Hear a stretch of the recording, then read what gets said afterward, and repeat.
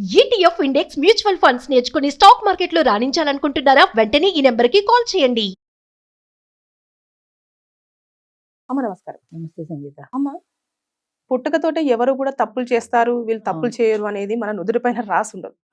పెరిగిన కొద్దీ మనకుండే సిచ్యువేషన్స్ అయి ఉండొచ్చు, లేకపోతే పరిసరాల ఇంకేదో ప్రభావం వల్ల అయి ఉండొచ్చు, ఏదైనా ఉండొచ్చు. మారుతారు. ఒక అబ్బాయి ఎదవగా వాడు ఒక వెదవ అయ్యారా బాబు అనడానికి, వాడు అలా మారడానికి, అలాగే ఒక అమ్మాయి చాలా మందితో మారడానికి, రిలేషన్షిప్ పెట్టుకోవడానికి ప్రధానంగా కారణాలు ఏమై ఉంటాయి? ఒకటి పరిసరాల ప్రభావం. ఇప్పుడు ఆ అబ్బాయి వెధవగా మారడానికి కారణాలు ఏంటి? అబ్బాయి ముందు పుట్టినప్పుడు మామూలుగా అందరిలాగానే పుట్టాడు. అవును. చదువుకొని పెరిగి పెద్ద అవుతున్న కొద్దీ వాడి మనసులో ఏ అలవాట్లు ఏవైతే ఉంటాయో అవి పరిసరాల్లో దొరుకుతున్నప్పుడు మనసు అట్టే అట్రాక్ట్ అవుతుంది. ఇప్పుడు పేకాట ఉంది, వాడికి పేకాట అంటే చిన్నప్పటి నుంచి ఇష్టం అనుకో, పేక ఆడుకునే వాళ్ళతో వాడికి పరిచయం అయింది అనుకో, ఆటోమేటిక్గా వెళ్ళిపోతాడు. అంతే కదా. అలాగే వాడికి ఇష్టమైనటువంటివి అందుబాటులో ఉన్నప్పుడు మనసు అట్టే పరిగెడుతుంది. అది తప్పు రైట్ అనేది తర్వాత అంశం. అట్లాగే ఒక అమ్మాయి కూడా వేరే అంటే ఈ అబ్బాయికి ఈ అమ్మాయికి సంబంధం లేదు. ఈ అబ్బాయి ఏ అబ్బాయో, ఈ అమ్మాయి ఏ అమ్మాయే. ఈ అమ్మాయికి మొదటి నుంచి ఇలాంటి కోరికలు ఉండకపోవచ్చు. అంటే బాగా సరదాగా సినిమాలకు వెళ్ళాలి, షికార్లకు వెళ్ళాలి, విదేశాలు తిరగాలి, ఇలాంటి కోరికలు ఆడవాళ్ళలో చాలా ఎక్కువ ఉంటాయి, సహజంగా ఉంటాయి. అవి తీర్చడానికి ఒక మగవాడు ఆసరా కోరుకుంటుంది. ఒక భర్త ఎవరో ఒకరు ఉన్నప్పుడు వాడు తీసుకెళ్తాడు కదా అనుకుంటుంది.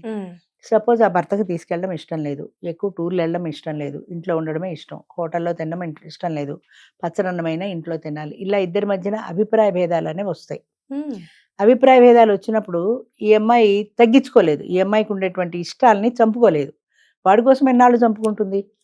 నెలకు ఒకసారి కూడా బయటికి తీసుకెళ్ళినప్పుడు అమ్మాయికి బయటికి వెళ్ళాలనే కోరిక ఎక్కువ ఉంటుంది. వాడికి ఎంతసేపు పెళ్ళాం ఇంట్లోనే ఉండాలి, వాడు బయట తిరుగుతాడు కానీ పెళ్ళాం ఇంట్లోనే ఉండాలి. ఇలాంటి అభిప్రాయ భేదాలు భార్యాభర్తల మధ్య వచ్చినప్పుడు ఈ అమ్మాయిలో అసంతృప్తి మొదలవుతుంది. తన కోరికలు తీరలేదు కాబట్టి, పూర్వకాలం అయితే నా కర్మ ఇంతేలే, నా ప్రాప్తం ఇంతేలే అని దండం పెట్టి ఏడ్చుకుంటూ కూర్చునేవాళ్ళు. వేరే ఆల్టర్నేట్ లేదు. ఇప్పుడు ఆల్టర్నేట్లు మార్కెట్లో బోల్డ్ దొరికాయి. అంచేత ఈ అమ్మాయి ఉద్యోగం చేసుకునే అమ్మాయి కానీ, లేదా చేసుకోకుండా హౌస్ వైఫ్గా ఉంటే ఇరుగు పొరుగు ఇళ్లలో కానీ ఎవరైనా ఈ అమ్మాయికి అనుకుగా, అంటే ఈ అమ్మాయి ఇష్టాలకి అనుకూలమైనటువంటి వ్యక్తి ఎవరైనా దొరికితే అమ్మాయి మనసు అటు మళ్ళుతుంది. అటు మళ్ళినప్పుడు సాధారణంగా వాళ్ళతో తన ఇష్టాలని షేర్ చేసుకోవాలనుకుంటుంది.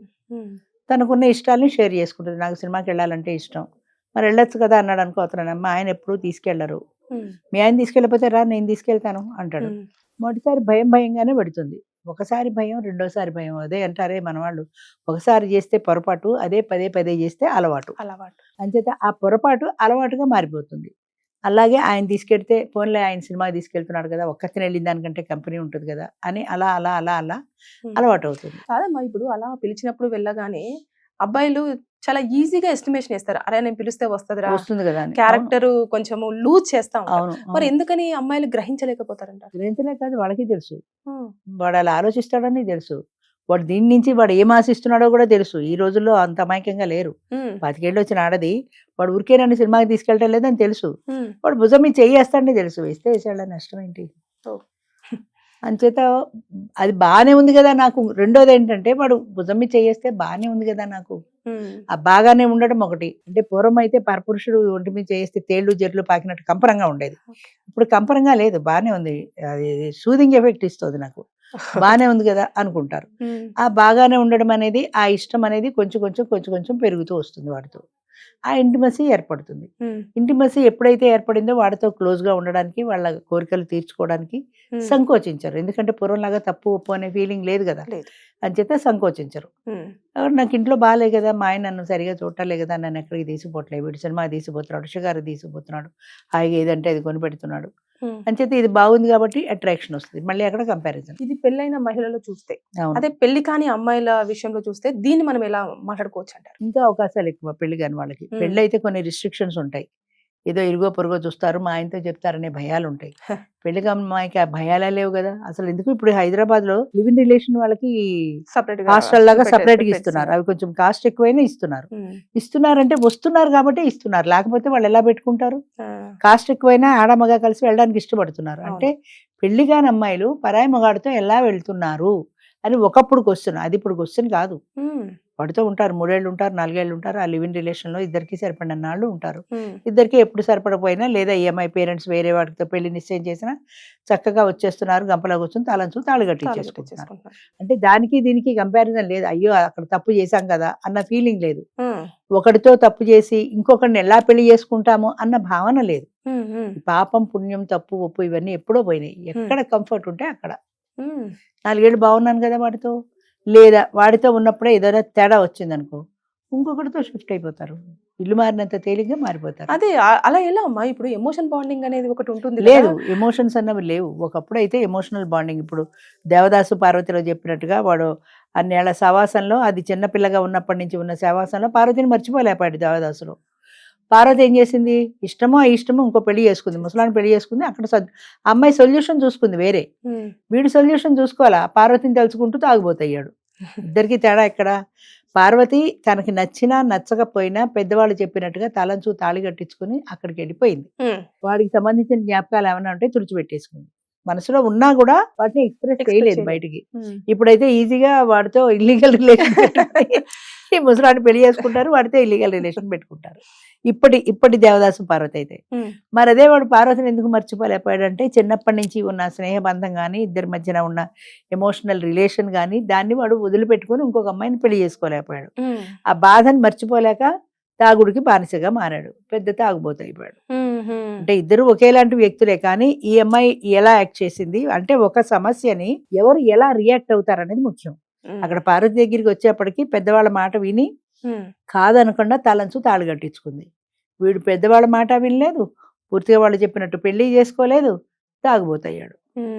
సమస్య ఇద్దరిది ఒకటే, కానీ పరిష్కారాల దగ్గరికి వచ్చేప్పటికి ఈ అమ్మాయి యాంగిల్ వేరు, ఆ అబ్బాయి యాంగిల్ వేరు. సో ఏదొచ్చినా సరే మనం పరిష్కరించుకోవడంలోనే ఉంటుంది, పరిష్కారంలోనే ఉంటుంది. ఏ సమస్యకైనా మన పరిష్కారం ఏది. ఇప్పుడు ప్రతి సమస్యకి కూడా నేను అదే చెప్తా, ఒక పరిష్కారం కాదు, 4-5 పరిష్కారాలు ఉంటాయి.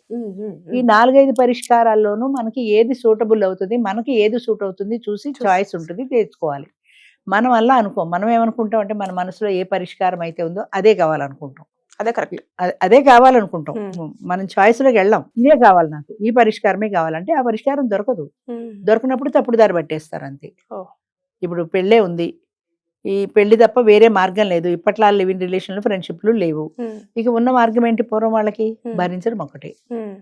విడాకులు లేవు కదా, విడాకులు తీసుకోవడానికి లేదు, పుట్టింటికి వెళ్ళడానికి లేదు, కష్టమో సుఖమో అక్కడే భరించడం, ఏడుపే కష్టమే. కానీ ఆల్టర్నేట్ లేదు వాళ్ళకి, ఆల్టర్నేట్ లేదు కాబట్టి భరిస్తూ అక్కడే ఉండేవాళ్ళు. ఇప్పుడు తాగుబోతైనా తిరిగిపోతైనా ఏమైనా సరే భరించడం ఒక్కటే తెలుసు వాళ్ళకి, ఆల్టర్నేట్ లేదు కాబట్టి. ఇప్పుడే ఉంది బోల్డ్ ఆల్టర్నేట్లు ఉన్నాయి. వాడికి విడాకులు ఇచ్చేయచ్చు, ఇంకోటి పెళ్లి చేసుకోవచ్చు, లేదా వాడితో ఉంటూ ఇల్లీగల్ రిలేషన్ పెట్టుకోవచ్చు. చాయిస్లు ఎక్కువ ఉన్నాయి కదా. అప్పట్లో చాయిస్లు లేవు కాబట్టి అది పరపురుషుడితో మాట్లాడడమే తప్పు.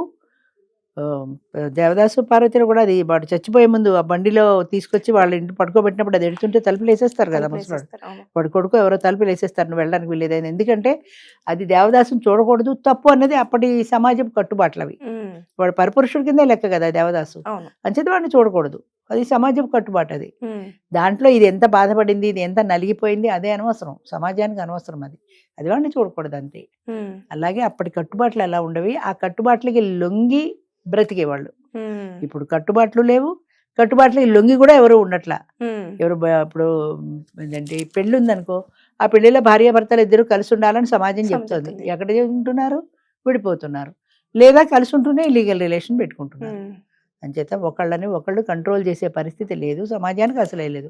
విశృంఖలత్వం పెరిగిపోయింది, ఎవరితో వచ్చినట్టు వాళ్ళు చేసుకుంటారు. సో ఎదవలు అవ్వడానికి ప్లస్ తర్వాత తప్పుడు తోవలగడానికి చాలా చాయిసెస్ ఎక్కువగా ఉండడం, ఆప్షన్స్ ఎక్కువ ఉన్నాయి కాబట్టి ఆటోమేటిక్ గా వెళ్ళిపోతారు. వాళ్ళు అనుకున్నదే అదే, అంతే, అదే సొల్యూషన్ అనుకున్న వేలో వెళ్తున్నారు కాబట్టి ఇలాంటివన్నీ జరుగుతున్నాయి అంటారు. అంతే. Thank you. మంచిది.